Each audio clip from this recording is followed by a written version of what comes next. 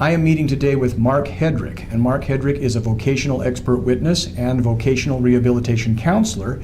And I'm really excited to meet with Mark because this is the first time that we're talking about vocational assessments and what that can mean in a divorce or a child custody dispute where the issues of ability to earn and the ability to pay child support and alimony can come up, or how much one deserves, right? And so Mark's done this for how long? Since 1999. Yeah, he's done this for a very long time. The list of attorneys he has worked with in these sorts of cases is literally pages and pages long. Yes, sir. And so Mark was nice enough to tell us what a vocational assessment is. And we could talk about this for hours, but we're just going to go over today, we're just going to talk about what it is and then how the process unfolds if you are somebody that is subject to a vocational evaluation. Is that right? And then yes, what the evaluation can and cannot, or excuse me, the vocational assessment can and cannot do, or what the limitations are. Yes. So with that, before I do anything else, as is always my practice, would you please tell people where you can be reached if they would like to use your services?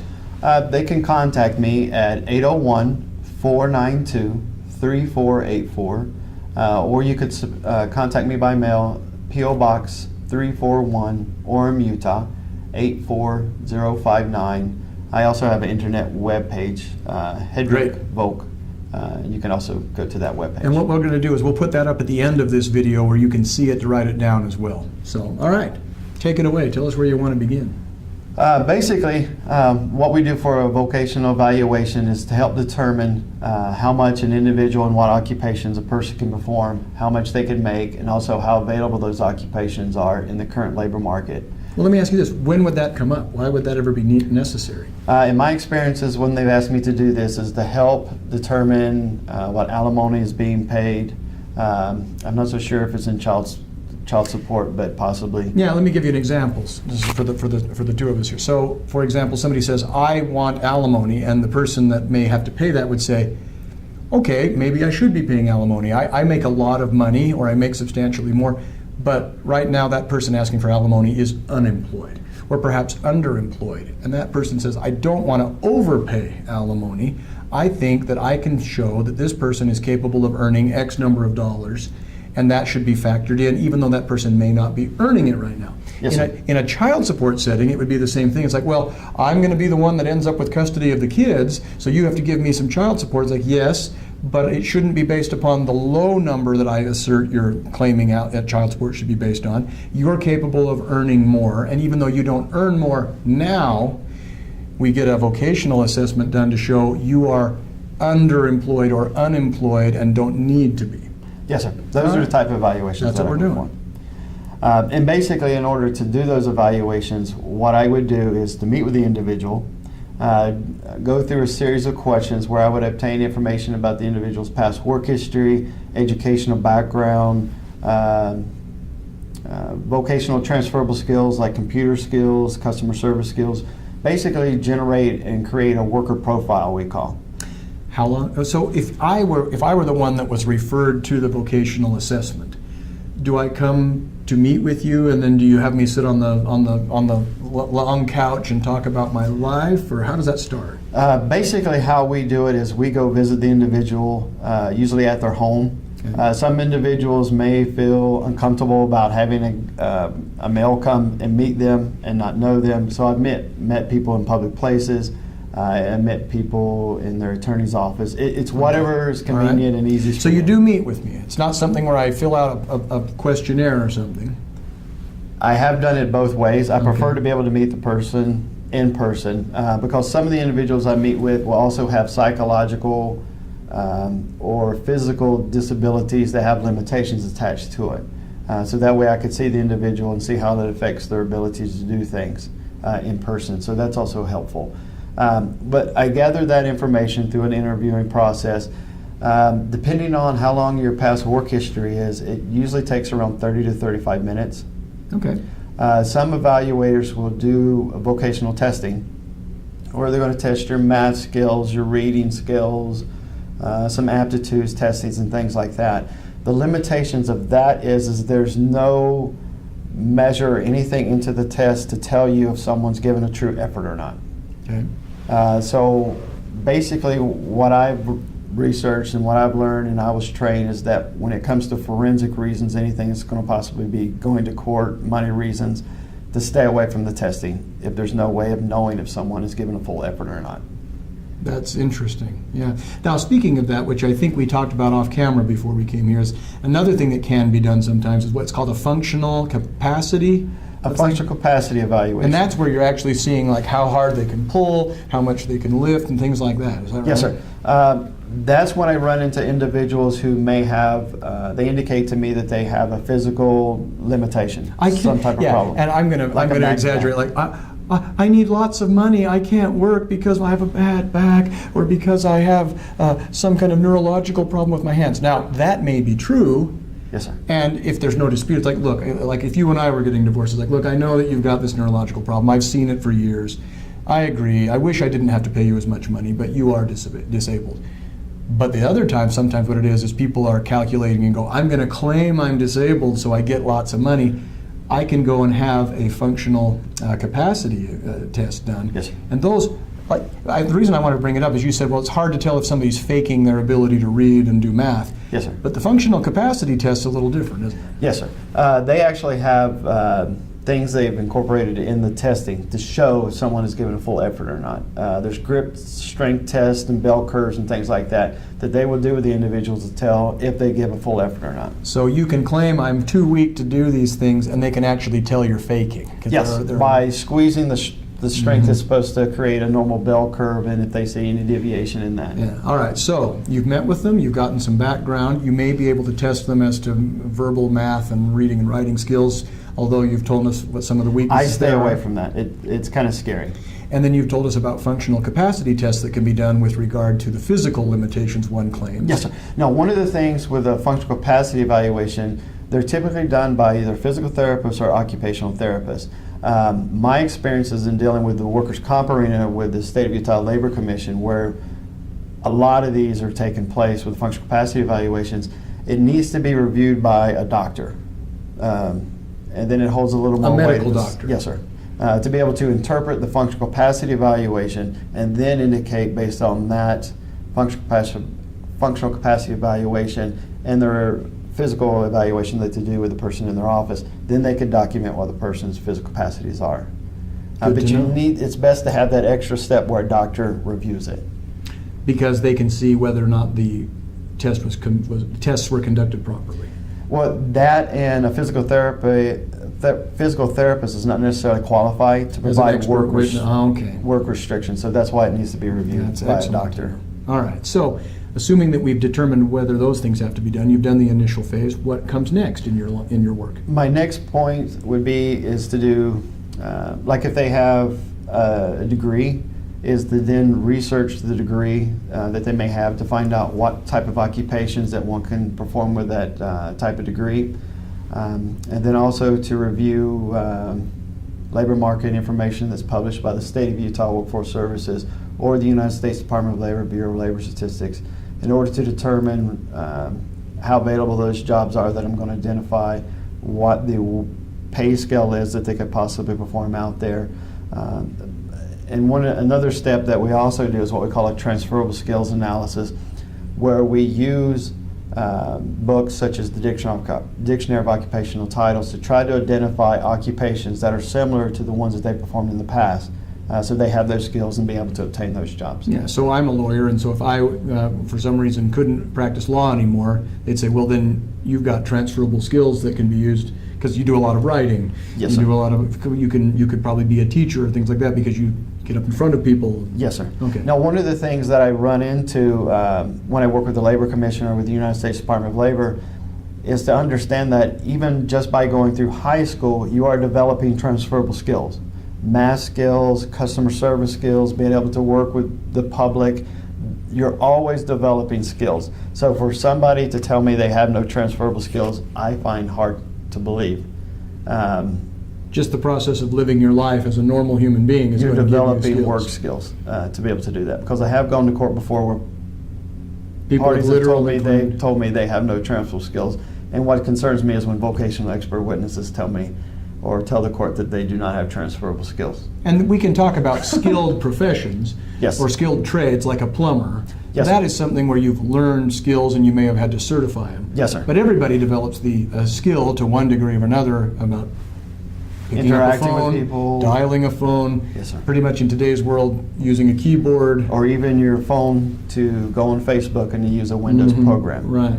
You may not be a computer software developer, but you are computer literate where you can go on the internet and do those type of things. So those are kind of skills a lot of times that will come out that the individual acts like they didn't even know they had. So you've looked at this person's background, you've looked at their education, you've looked at their skill set, both that they've kind of developed informally over time or anything they might have learned with certificates and stuff like Yes. that.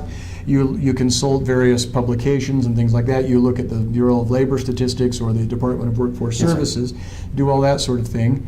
Now, sometimes you'll hit an occupation where, and this is kind of a limitation, you'll hit an occupation where the state of Utah or the Department of Labor do not list or provide.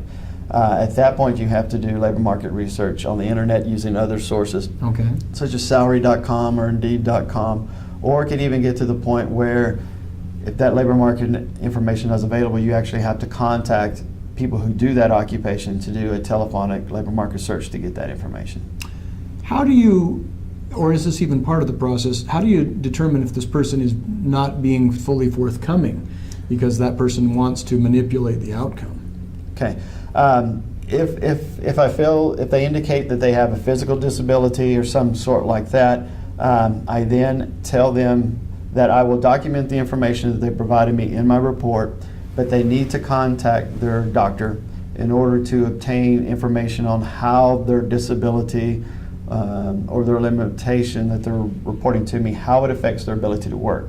And I tell them they need to give me more information than a doctor's letter giving me a diagnosis, because a diagnosis affects everyone differently. So For example, yeah, I have heart disease. Well, yeah, but does that mean you can't work? It's like, there's plenty of people with by the way, I don't have heart disease, but if somebody says I have heart disease, it's like, okay, that's your diagnosis. Look, the doctor's letter says that. I guess I'm in the clear. You'd say, well, wait a minute. I need, on a vocational end, I need more information. I need to know exactly how it affects them. Does it affect their ability to stand, walk, How long live? they can work, stuff Those like exact things. And those are things you get from a functional capacity evaluation. Okay. But there's some other things called basic work activities that a lot of times I need a doctor to address. I can't necessarily take it from the person that I'm interviewing.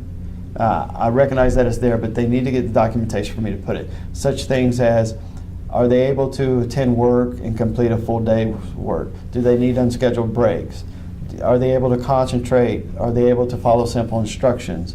Are they going to miss so many days per month of work? Because those kind of factors are ones that would eliminate somebody from working in the U.S. economy, period.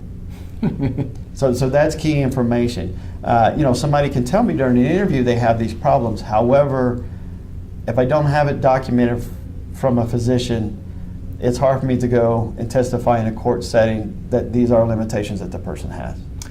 What about when people say things like, how do you account for, oftentimes what you'll see is a stay-at-home parent, typically the wife or the mother, will say, well, yeah, I have a bachelor's degree or even a master's degree, and there was a time when I used to operate a forklift or something like that, but I've been out for 10 years. I used to be a nurse. I've been out of the workforce for 10 plus years or something like that. How does a vocational assessment account for that? How do you do that? Okay, I currently just did a case this week that I finished a report on a gal who had obtained a bachelor's degree in 2005. As long and then as didn't work. Yes, and is a stay-home mom. Right. Basically, how it affects it depends on what you have your degree in. If you have a degree in like computer science, if you're out of work for a long period of time, Let's call it a degree where it's kind of like the purpose of the degree is to train you for a job, as opposed to like a liberal arts degree like Yes. English or humanities or something. But especially the computer field, because it changes so quickly. Right. So if you're out of that field for a long period of time, you're probably going to fall behind. It's going to be very difficult to get a job. But most degrees that you get into, even if you haven't worked in a long period of time, it does qualify you to be able to obtain employment in certain occupations. And that's what I research and try to, on specific degrees. So you do take that into account. You'll say this person has this degree in a marketable field, but has been unemployed for 10 years. Yes, and then what you do is there's labor market information that's published, and they break the wage information into different categories. The first is the inexperienced wage, or the lower 10 percentile. And then you have the lower 25 percentile. And then you have the average, and then you have the median, and then you have the upper 75 percentile, and you have the upper 90 percentile. What you have to do as a vocational expert or witness is based on your past experience and knowledge. You look at that. You don't necessarily automatically put someone what the average person makes, because the average wouldn't be the average if everybody started at that. Yeah. So you may have worked away in an occupation and may have worked your way up a ladder. But if you've been out of the workforce for a period of time, you're probably not going to start out making what you were making before. You can't pick up where you left off. Yes, you're probably going to fall farther back, like the lower 25 percentile, or well, most of the time. So you that have would some be one way of experience. accounting for it, saying, on paper, you look like you should be right here, but I also know that you've been out of the workforce, so I'm going to drop you down here. Those are factors that you have to take in consideration where you place them. And that could possibly be one limitation of a voc assessment, is you're relying on that evaluator's knowledge of or interpretation of where they would place you. There's no set thing written said, this is where this person's That's going to the go. art of being a vocational assessment provider as opposed to the science. Exactly right, because I get asked to do evaluations a lot, where the individual had a degree, has never worked, become a stay-home mom or stay-home dad at that point, and then they say, well, my degree is useless because I've never used it. Rarely is that what I find the case. Kind of along the same lines of, even though you may have only graduated high school, it's not as though you are unqualified to do any kind of work. Correct. All right. Correct. So you've done that. Do you write a report in all cases? The majority of the cases I do Okay. write a report. In some cases, when I'm hired, the attorney who hires me, and most of the times, will tell me if they want a report or not. Sometimes they'll indicate that they want me to contact them in order to review my findings before I put anything in writing. It's because if it's in writing, it might be discoverable. And if it's Exactly. not news that we want anyone to know about, it's like, well, the cat's out of that bag, because they can go to you or they can go to the party that ordered it. Yes, sir. Either one. Okay. But assuming that somebody says, yeah, thanks, this looks like very useful information to my case, you'll prepare a written report. Yes, sir. All right. And then do you, let's talk a little bit then about the process of testifying in court and what you charge. Okay. I charge the exact same rate as when I do my employability evaluation and my employability report that I do in court. Okay. Because in my mind, I'm working as a professional when I'm doing the evaluation, and I'm also working at the same level, high quality work, as when I'm providing testimony in court. And when you go to court, do they certify you as an expert and ask you those series of questions? Yes, sir. I have been certified in every district court in the state of Utah except the 8th. And I've also Okay. provided testimony to the State of Utah Labor Commission over 111 times since 2005. What about at federal levels? What can you do there? Federal levels, I'm the only certified vocational rehab counselor to work with federal injured employees through OWCP programs since 2005. We do not go to court on the federal cases. We have to make sure that every report we have is well documented, every I's dotted, T's crossed, because the court hearing, my understanding, is held back in Washington, D.C. I'm not available by telephone or anything to assist in those hearings. So if somebody wants to hire you, also mentioned that the attorney might call me the attorney, but people can hire you too if they don't have attorneys. They can still ask you to conduct a vocational assessment. Yes, sir. Is that right? And I have experienced that quite a bit. The only thing I advise people to pay attention to is the deadlines of the court in submitting reports. There's a gentleman that hired me just 2 months ago. I did the evaluation for him. He paid my retainer. I did the report. And then when he submitted it to the judge, he had missed the deadline of submitting the evidence. So therefore, it was not able to use in court, and he wasted his money. That's good advice. Well, I appreciate you giving us this back. I mean, that's a great overview in a brief period of time, and there's more details, of course, that you may, like you say, you've said each case can be unique, and not every case will need every single testing option that you have. So if people do want to talk to you then at that point and think that a vocational assessment might be useful, why don't you give them your name and your contact information again, and we'll put that up as we fade to black. My name is Mark Hedrick. My telephone number is 801-492-3484, and I would be glad to review your case and provide assistance. And what's your website again? It's hedrickvoc.com. So that's HEDRICKVOC.com. Yes, sir. All right, thank you so much. Thanks for your time.